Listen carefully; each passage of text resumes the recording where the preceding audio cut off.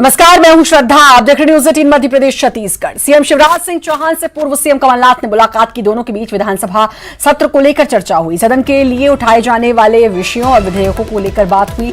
आपको बता दें कि छोटे सत्र में विधानसभा स्पीकर और डिप्टी स्पीकर का भी चुनाव होगा।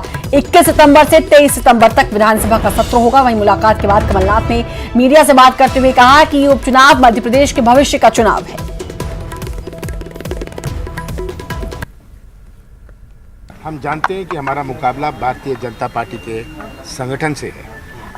भारतीय जनता पार्टी की उपलब्धियों से नहीं है, उनकी कोई उपलब्धि नहीं है। ये चुनाव मैं इसे उपचुनाव नहीं मानता, ये आम चुनाव नहीं है। ये चुनाव मध्य प्रदेश के भविष्य का है और यही मेरा संदेश है मध्य प्रदेश के हर मतदाता को कि मध्य प्रदेश का चित्र उनके सामने है। 15 साल का चित्र उनके सामने है और हमारे 15 महीनों का चित्र, जिसमें से 2.5 महीने तो लोकसभा चुनाव और 1 महीने उथल पुथल में 11.5 महीने में जो हमने परिचय दिया अपने नीति और नियत का, ये चित्र उन सबके सामने है। कमलनाथ का साथ ना दें, कांग्रेस पार्टी का साथ ना दें, पर सच्चाई का साथ दें। ये सच्चाई पहचाने और सच्चाई का साथ दें, क्योंकि इस चुनाव, इस 27 सीटों का चुनाव जुड़ा हुआ है मध्य प्रदेश के भविष्य से। तो विधानसभा के सत्र को लेकर पूर्व मुख्यमंत्री कमलनाथ और मुख्यमंत्री शिवराज सिंह चौहान की मुलाकात हुई। विधानसभा का सत्र जो काफी छोटा है, इस बार मानसून सत्र, कोरोना को ध्यान में रखते हुए सत्र को छोटा रखा गया है। 21 से 23 सितंबर के बीच ही विधानसभा का सत्र होगा। इसी छोटे से सत्र में स्पीकर और डिप्टी स्पीकर का चुनाव भी होना है। विधानसभा में क्या क्या मुद्दे होंगे, विषय और विधेयक को लेकर बातचीत हुई है। कमलनाथ और मुख्यमंत्री शिवराज सिंह चौहान ने इस मुलाकात के बाद मीडिया से भी रूबरू हुए पूर्व मुख्यमंत्री और कहा कि जो चुनाव होना है, उपचुनाव, ये प्रदेश के लिए बहुत अहमियत रखता है और मध्य प्रदेश के भविष्य का चुनाव है ये। तो आज पूर्व मुख्यमंत्री और मुख्यमंत्री शिवराज सिंह चौहान की मुलाकात, विधानसभा के सत्र को लेकर ये मुलाकात हुई। स्पीकर डिप्टी स्पीकर का चुनाव भी इसी सत्र में होना है। 21 से 23 सितंबर तक ये विधानसभा का सत्र हो, मानसून सत्र होगा और विधेयक, मुद्दे, इन तमाम बातों के बारे में चर्चा हुई। विधानसभा सत्र को लेकर दोनों की मुलाकात हुई। इस मुलाकात के बाद कमलनाथ मीडिया से भी रूबरू हुए और उन्होंने कहा कि ये चुनाव, ये उपचुनाव मध्य प्रदेश के भविष्य का उपचुनाव है।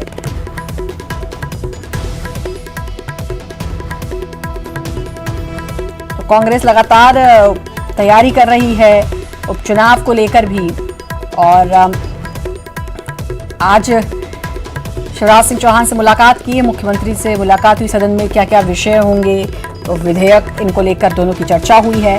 सितंबर में विधानसभा का सत्र होना है। 21 से 23 सितंबर को विधानसभा का सत्र होगा। छोटे सत्र में विधानसभा स्पीकर और डिप्टी स्पीकर का चुनाव भी किया जाएगा। छोटे सत्र को लेकर कमलनाथ और मुख्यमंत्री शिवराज सिंह चौहान के बीच चर्चा हुई है। छोटा सत्र, लेकिन इस छोटे सत्र में कैसे सारी बातों को रखा जाए, क्या क्या मुद्दे होने चाहिए, क्या क्या विषय होने चाहिए और विधेयक, कौन कौन से विधेयक होंगे, इन तमाम बातों के बारे में चर्चा हुई है।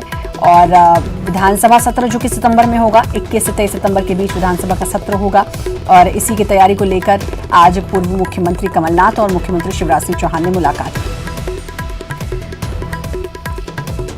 अनुराग हमारे संवाददाता हमारे साथ जुड़ चुके हैं। अनुराग, आज पूर्व मुख्यमंत्री और मुख्यमंत्री शिवराज सिंह चौहान ने मुलाकात हुई और सत्र क्योंकि इस बार छोटा है तो इसी सत्र को लेकर, विधानसभा के सत्र को लेकर चर्चा भी हुई।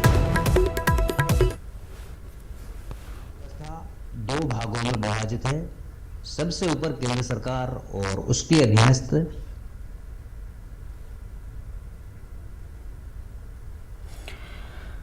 मुख्यमंत्री शिवराज सिंह चौहान ने आज मुलाकात की है पूर्व मुख्यमंत्री कमलनाथ से। विधानसभा का सत्र जो कि इस बार छोटा है और छोटे से सत्र में कैसे सभी चीज़ों को समाहित किया जाए, कैसे सब चीज़ों के बारे में बात हो, क्या क्या कुछ होना है, ये पूरी रणनीति तय करने के लिए, इसी बारे में बात करने के लिए पूर्व मुख्यमंत्री और मुख्यमंत्री शिवराज सिंह चौहान ने मुलाकात की। सत्र छोटा है, 21 से 23 सितंबर तक ये सत्र होगा विधानसभा का, मानसून सत्र, और इसी में स्पीकर और डिप्टी स्पीकर का चुनाव भी किया जाएगा। क्या विषय होंगे, विधेयक, इन तमाम बातों के बारे में दोनों के बीच चर्चा हुई।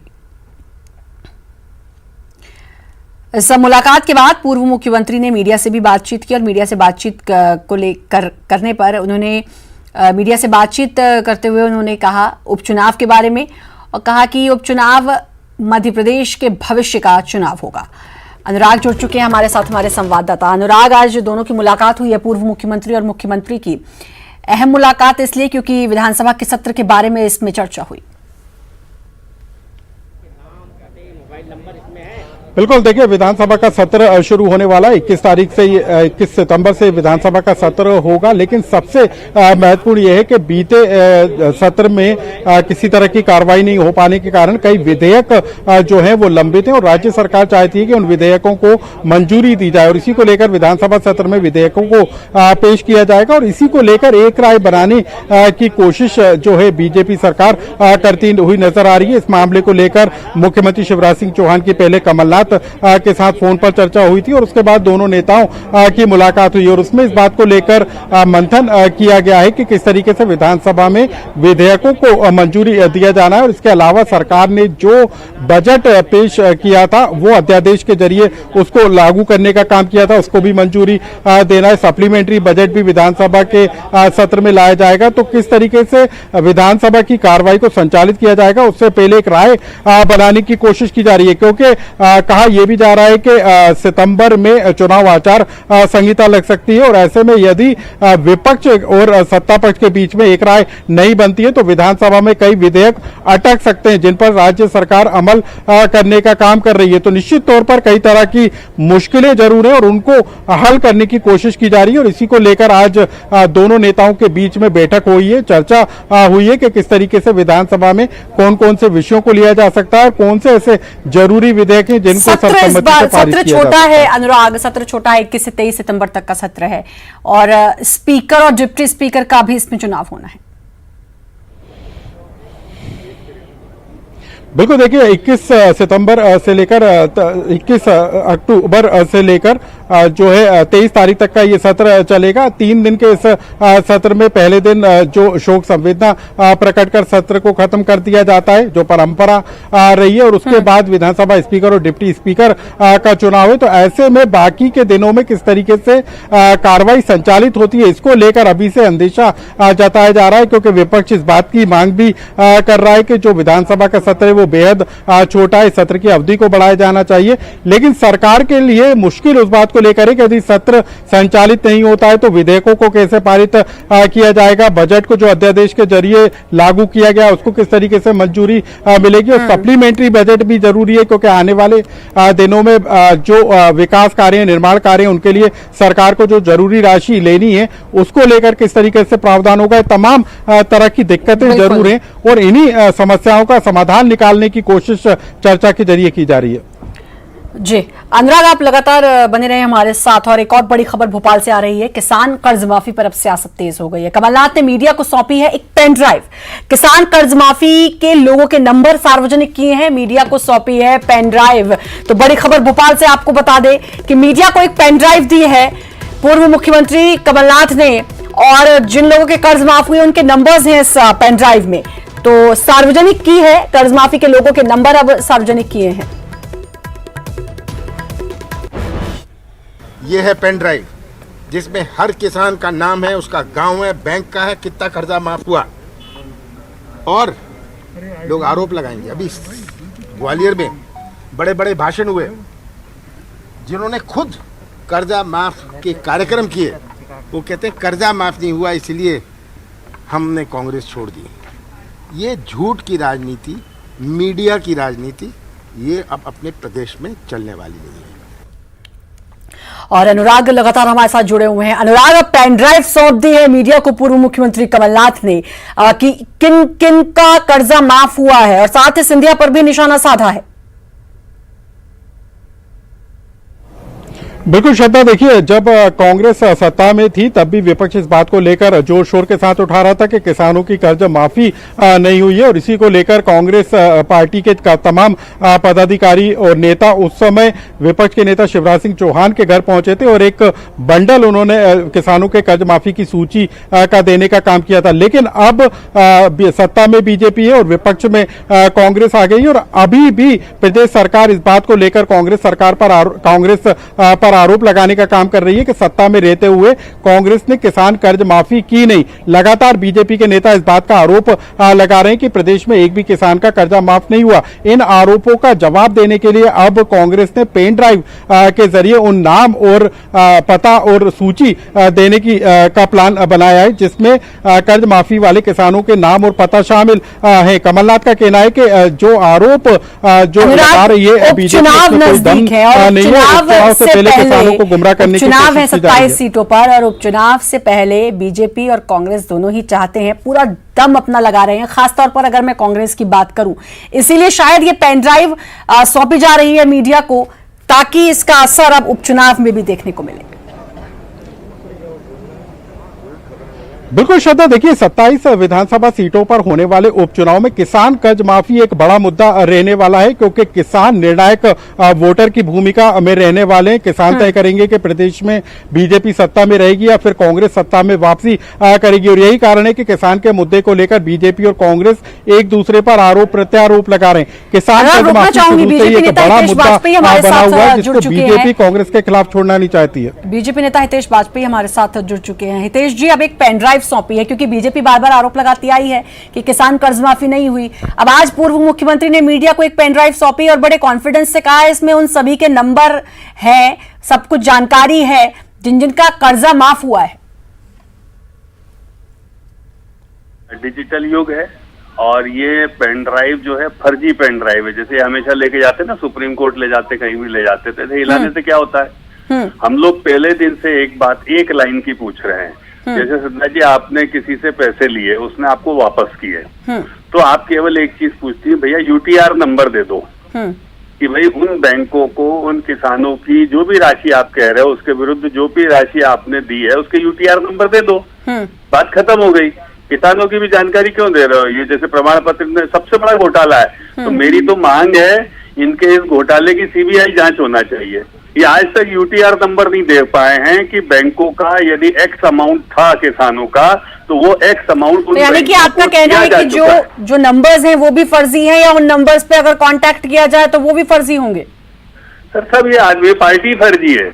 आप सोचिए, इतने बड़े घोटाले करने के बाद जमानतशुदा अध्यक्ष माँ बेटे पे चलने वाली पार्टी, ये तो फाइनेंशियल फ्रॉड के लिए जाने जाते हैं साहब। सैयद जफर जुड़ चुके हैं हमारे साथ। बात कहना है, यूटीआर नंबर दे दो आप। सैयद जफर जुड़ चुके हैं, आप कांग्रेस प्रवक्ता हैं। सैयद जी, भाई हितेश जी कह रहे हैं कि आप यूटीआर नंबर क्यों नहीं देते, आप पेन ड्राइव क्यों दे रहे हैं, जबकि पूर्व मुख्यमंत्री ने पेन ड्राइव दी और उन्होंने कहा कि सबके नंबर्स हैं, आप पता कर लीजिए।